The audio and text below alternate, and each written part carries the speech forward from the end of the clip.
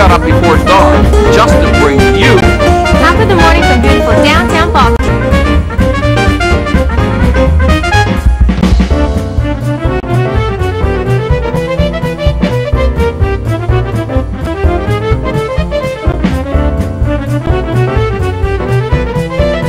Hi, top of the morning. Top of the morning to all of you. Hi, top of the morning.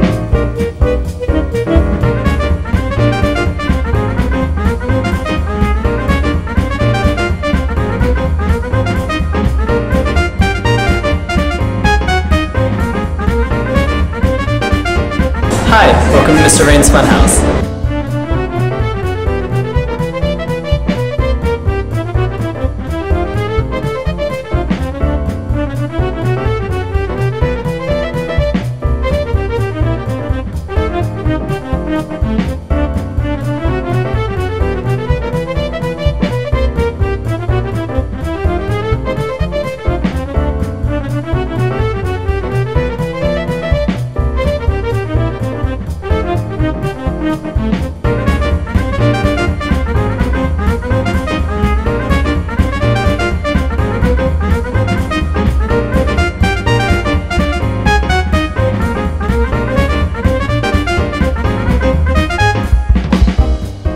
Good morning, I'm Steve Izan. This is Top of the Morning.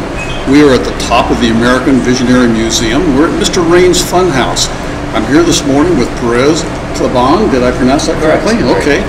He's one of the proprietors of this establishment, and his domain primarily is the bar that you see behind us. So, Perez, let's get started.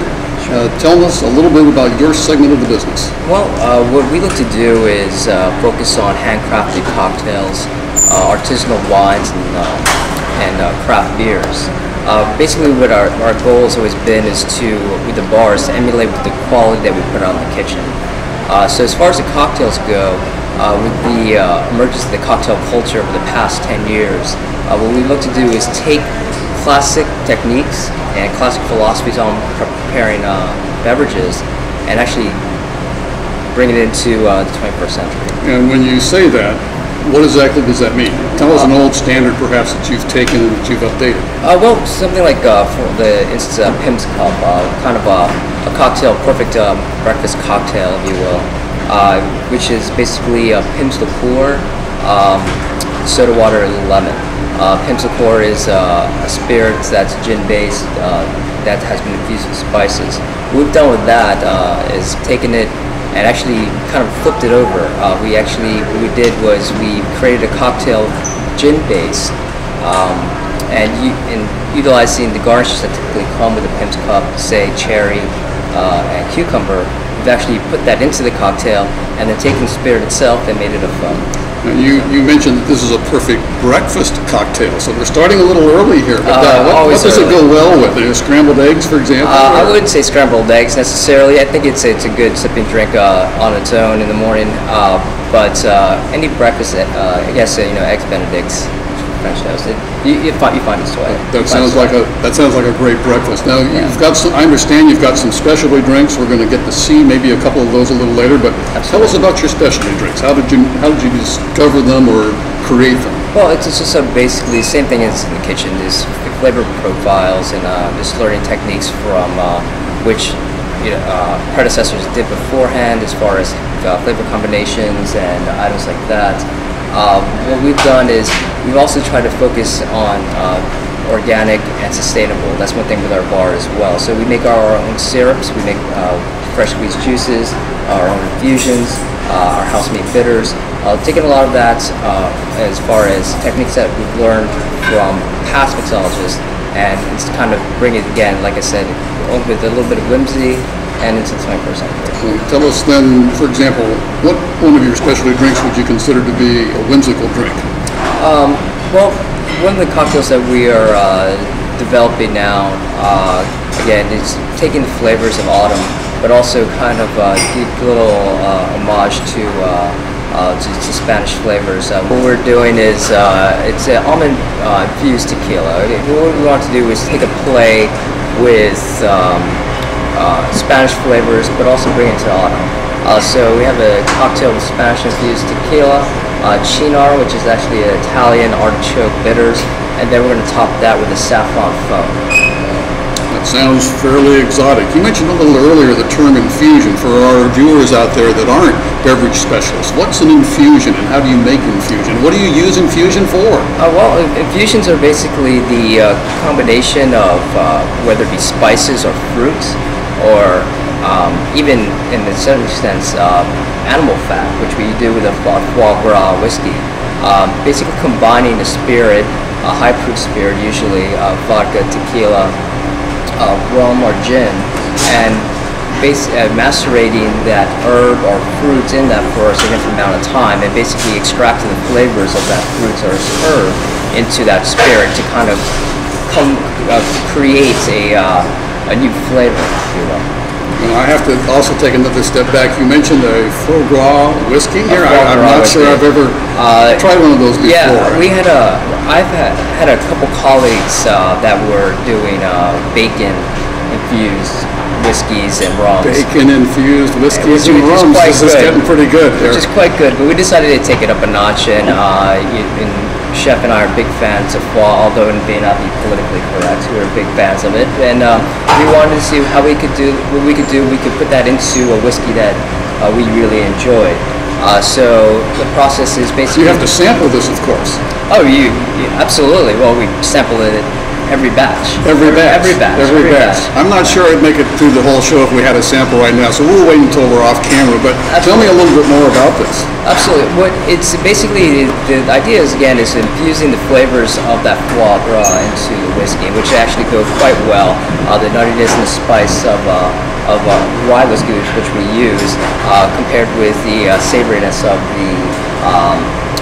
the foie gras. So what we do is we take the foie gras, we render it to extract the fat, which is where, as we know, where all the flavor is. We then take that fat and we put it into our whiskey. I think we're getting way too technical here, but let me ask you a question though. Is this a high-calorie drink? I mean, you got low-cal beers and things, but with the foie gras, does this make the whiskey like double the calories? I'm going to have to. I don't have any scientific data on that, but I'm going to have to say maybe it's a bit. You could gain some weight if you drank a lot of this. Possibly. Right. Okay. Some of these drinks sound pretty neat. We're going to go take a look now and see some of your specialties. Sounds great. All right, Perez, I see a lot of different bottles, big ones, small ones. I see some fruit. I see some unidentified small vitals over there. What is all this going to be when it comes together? We decided to make something very fitting for the season. So this is called the Orchard Cocktail, a combination of whiskey, Lillet Blanc, apple cider, cinnamon tincture, and maple perfume. Maple perfume. You have some interesting ingredients. All right, well, let's get started. All right, very good.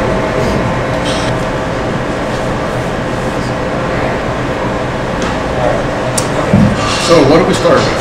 We'll start with Bullet Bourbon. Bullet Bourbon. Bullet Bourbon has a wonderful spice to it and a bit of nuttiness. It's going to give the balance. And with all that stuff, sorry for interrupting, with all that noise in the background, you need to speak up just a little. Oh, sure. So we start with Bullet Bourbon. This here is the Lillet Blanc, which is a fortified French spirit. Lillet Blanc, all right. Well chilled, it says. Cider. Now, is this going to be shaken, not stirred, or stirred, not shaken? This will be shaken. All right. So, now, was Ian Fleming right or wrong about shaking a martini versus stirring it? Well, it depends on what you're looking for. I think martini is a very personal thing, and I prefer mine stirred, but I do as well. And with gin only. Gin only. I'm glad to hear that, because that is a real purist Yes, sir. Yes, sir. Do you remember the name of the cocktail that James Bond ordered? The Vesper? Yes, the Vesper. The Vesper. Shoot this up.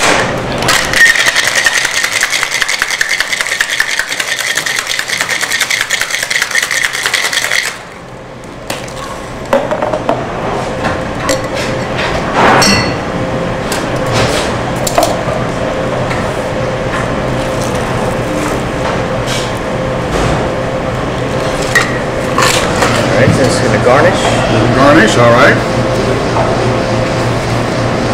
don't think I've used an apple before for garnish, but I guess It you can. can. It's all things. All things. And artfully arranged. I can see this is going to happen here. Slide that out, and then a little perfume. A little perfume. Interesting, and it's coming right down the apple and into the drink. Absolutely. And are we ready? Cheers. All right, cheers. Now this is a morning show, so I'm only going to have a very small sip, but I am going to have a sip because it would be impolite not to taste this masterpiece.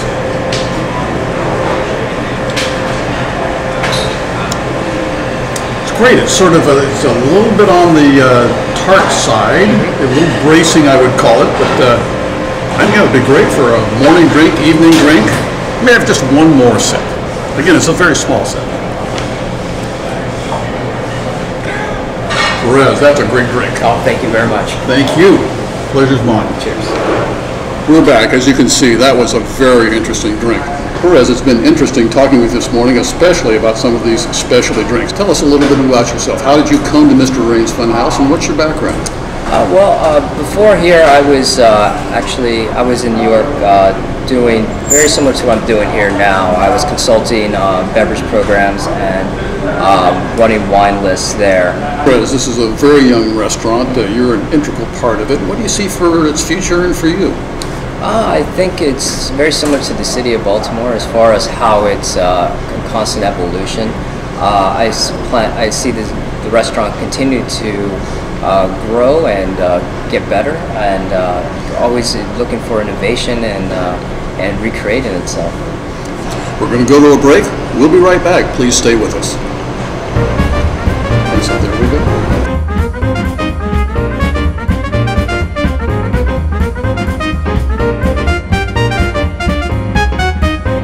Welcome back. We're here with Maria Bazinski. She is the third partner or proprietor of Mr. Rain's Funhouse. I've got some interesting questions. One of the first ones is, Mr. Rain's Funhouse, where did the name come from? I know, that's a great question. We have a little guy named Jaden Rain, and when we were thinking about names, we thought that would be kind of a fun name to have him as part of the restaurant, but also have kind of in line with the AVAM, what they're doing, the sideshow, the store, and how whimsical the museum is. So we thought that would be a fun name for the restaurant, as well as some thought. Okay. All right. Well, it certainly is very distinctive. I don't think our viewers are going to forget Mr. Rain's Funhouse. I mean, it's difficult.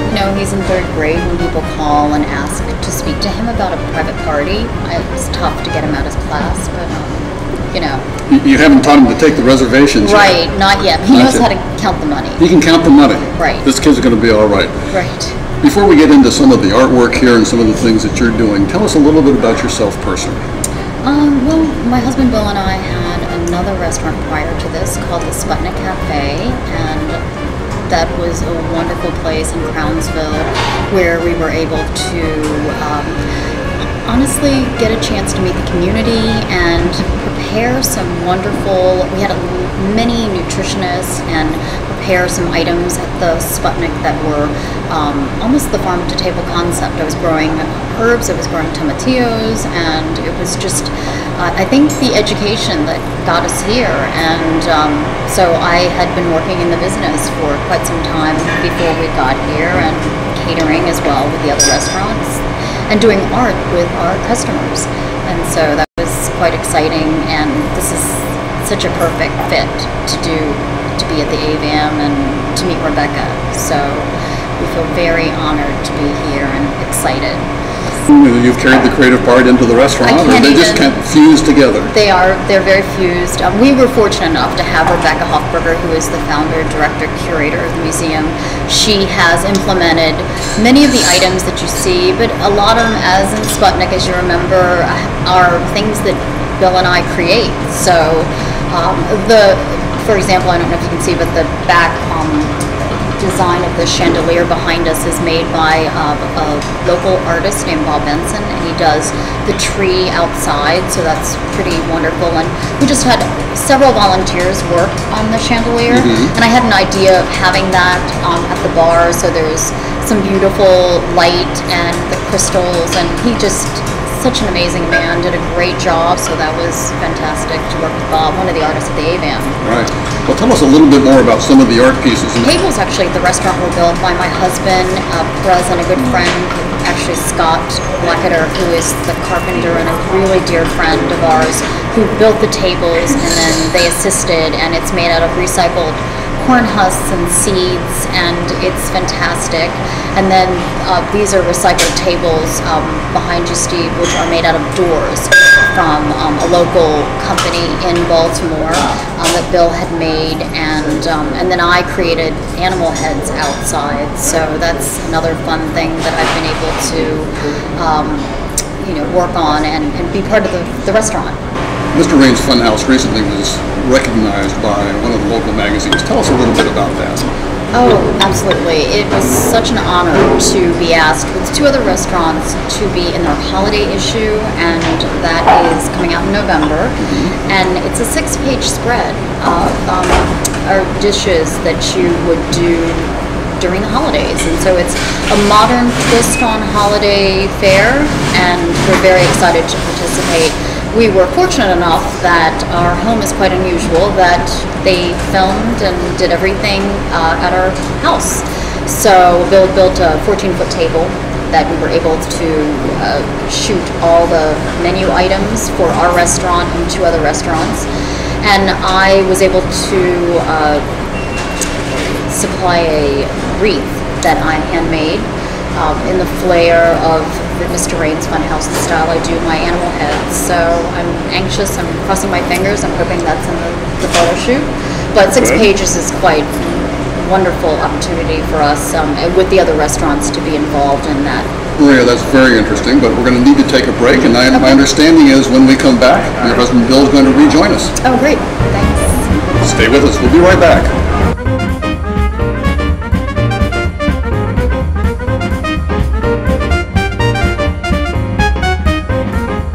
Welcome back. I'm here this morning with Bill Basinski. Bill is the chef, the creative brains behind Mr. Raines' Funhouse, and one of the proprietors. Bill, let's start first of all, a little personal background. How did you get to be a chef? How did you get such a love of food?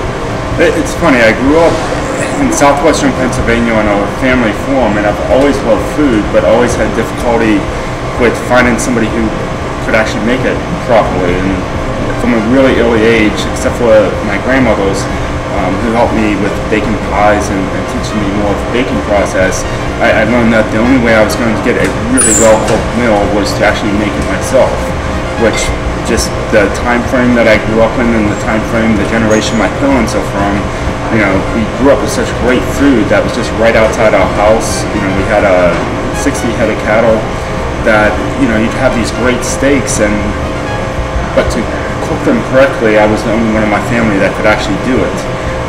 And then, years off, I actually went to college, became an electrical engineer, moved to Baltimore for an electrical engineering job. But when I met my wife, Maria, who's our partner in the business as well, I really learned that I wanted to do something with her. And through her, I kind of rediscovered my love of cooking and brought it to another level to take it from being a good home cook to, over the past 10 years, hopefully becoming a great commercial chef, and somebody that, really, I believe I try to focus on rediscovering from my childhood and growing up, this great ingredients on a family farm, how to really showcase American cuisine. And keep in mind, since my wife is Filipino, I really have changed my concept in the fact that, the food that she's introduced me from, adobo being, the classic national dish of the Philippines, well, that's been a dish that's been on our Thanksgiving table for the past 12 years, that, that is just as American as, the apple pies I learned to bake when I was 7, 8 years old as a child with my grandmother. Well, Bill, I would say that your food, because I've had dinners here before. In your prior restaurant, Sputnik in Crownsville, I've been there, and I would say that you have wonderful food, but it's a little on the creative side. It's wonderful. It's going from my experience in southwestern PA, just moved. If you live next to a great bay that has oysters, blue crabs, soft crabs have always been my favorite at Sputnik or even at Mr. Rain's Funhouse. You utilize what is around you and what you can get the best quality of, and you kind of fall in love with the local ingredients. Bill, if you had to describe your style of cooking, what would you describe it? I mean, you wouldn't say meat and potatoes. Would you say it's sort of a fusion style or fusion Asian, or not? Even though I do use some Asian, I still claim that particularly going forward from Sputnik to Mr. Rain's, one of the things that really has changed is I'm actually have become much more adamant that my style is American cuisine. It's one of the great things about this country and the different regions around here is, fusion implies that you're taking Asian ingredients and you're using French cuisine. You're using classic French techniques or a different type of technique with it. The idea that this is American cuisine is, if you go into any house, you're just as likely to see adobo, great Mexican dishes. From Sputnik to Hill, I've worked with a lot of talented chefs that have originated from Mexico, to Indian food on the same table next to a turkey at Thanksgiving or things that most people originally think of as American food. So it's I think really just exploring what is American cuisine and what does it mean to people. And in my case, it means that you can take stuff from different cuisines all over the world, and you utilize those recipes in your house. And because this is such a melting pot of country, that is what makes American food American food. Every time I come to your restaurant, there's a couple of new items on the menu, which of course is good, but where do you come up with your ideas? How do you develop a new dish? What sort of sets off the bell that says, I gotta do something like that? Ironically, it can go like 2 to 3 weeks without being inspired, and then for whatever reason, whether it's looking through books, just searching the internet, or sometimes it's just having conversations with my partners, Perez, with Maria at the house. You kind of focus on something that I've never seen before, something I haven't tried before. Inspiration can come from anything.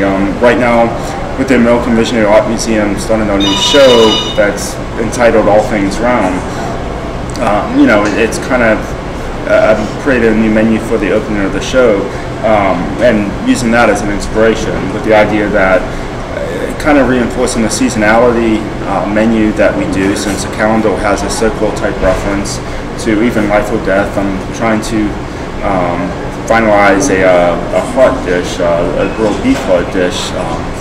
That to me, I think the heart is the first thing that symbolizes life and the last thing to stop beating when life goes away, which is another circular reference. So inspiration can come from anything. So there's a lot sometimes behind these dishes then, a lot of inspiration and some thoughts. In terms of the items that you currently have on your menu right now, is there any one that's particularly popular with your guests? Ever since, even from Sputnik, the very first dish that we decided to put on Sputnik was some version of adobo, because I think it really reflected Maria and myself. And what is just adobo, if you could describe that? It's any type of meat braised in a Filipino cane vinegar and soy. And it's basically the national dish of the Philippines. But when I met Maria, it was the first dish that a really close friend of ours, who sadly is no longer with us, taught me how to make. And it's a dish that has changed forms from chicken adobo to doing it with baby back ribs. At Sputnik to right now, we've really settled on, it's kind of one of our signature dishes, an adobo pork shank, which is just a great, particularly going into the fall and the winter, just a great kind of comfort food that just is wonderful. And then going into the fall game meats, I mean, this is going back to what is available in Maryland, and I guess what this area of the country means is, venison, rabbit, all those type of great meats that a lot of people don't have access to if you don't have access to great purveyors. Now, you've mentioned a number of meat dishes, but we ran into some folks in the museum downstairs that said they had one of the, and they're from France, they had one of the best vegetarian dishes they've ever had. So tell us about that side of the menu. That side is, even from Sputnik, I've always tried to keep at least I've always attempted to try to keep at least 2 dishes that are vegetarian, with the hope that they able to either be vegan or very close to vegan if we leave one component off if I felt like it needed it to make it a great dish. Even though not being vegetarian, I just really don't like it to not appeal to that clientele when you go out and it's just like, well, we'll just toss a bunch of vegetables together. I do think that you can make a great vegetarian vegan type dish that's well thought out. Now, keep in hand though, it's also kind of frustrating because I think we've always done a great job of having about 15 to 20% of our menu vegan, which is a really high percentage, I think, for not being a vegan or vegetarian restaurant. Bill, we talked earlier about some of your signature dishes, and we're going to take a quick break and take a look at some of those dishes. So let's take that break now. We're going to see some of Bill's specialty dishes. This is the black-eyed pea cake. As promised, we're here with Bill with 3 of his signature creations. Bill, tell us a little bit about each one, please. No problem. Let's start with I made you an appetizer, which is our tuna poke. Traditional Hawaiian dish. It's raw tuna, just marinated in a little bit of soy and sesame with tomatoes and green onions. With a little bit of a twist, we do top it with an avocado ice cream. And then right next to it is our tuna candy. We dehydrate tuna and then put it in a candied soy and sesame syrup and coat it with a little bit of sesame seeds. And then to follow up on some of our conversations, one of our signature vegan dishes, which is black-eyed pea cakes. What I like about this dish is it's kind of like falafels, but made with black-eyed pea cakes, black-eyed peas, as opposed to just straight garbanzo beans. So it gives it a little bit of a southern twist with some local Swiss chard and some fried plantain cakes. And then on top we do a traditional southern relish, chow chow, part of our pickling program here at Mr. Rain's Funhouse. It's just cabbage, carrots, different types of peppers, with a little bit of spice to it, and then just pickled and stewed down to give a great relish type flavor. And then Smells good. And then going into the fall, I love pork and I love pumpkin. So what we have here is a Kyobutu pork chop out of Frederick County with baby carrots and a kabocha squash custard. Very much a great pumpkin type flavor profile with a poblano pepper sauce. It looks great. Well, now here's the part of the program, of course, that I've been waiting for all morning, and that is I get to take a taste. So I'm going to start here first with the tuna. We're going to take a quick taste here of this tuna.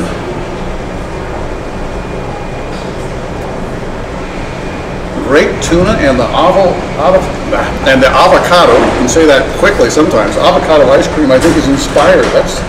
That's very interesting, but it tastes great. Can you switch dishes? I'm going to take a little bite over there as well.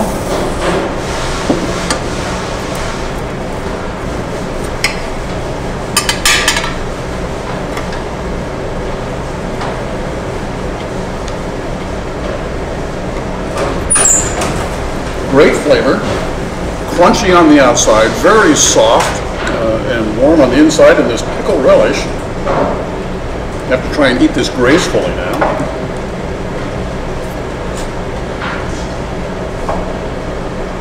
Great relish, great relish.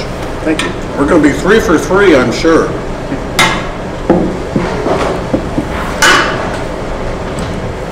Can we come back and do another interview next month? Not a bad idea. All right.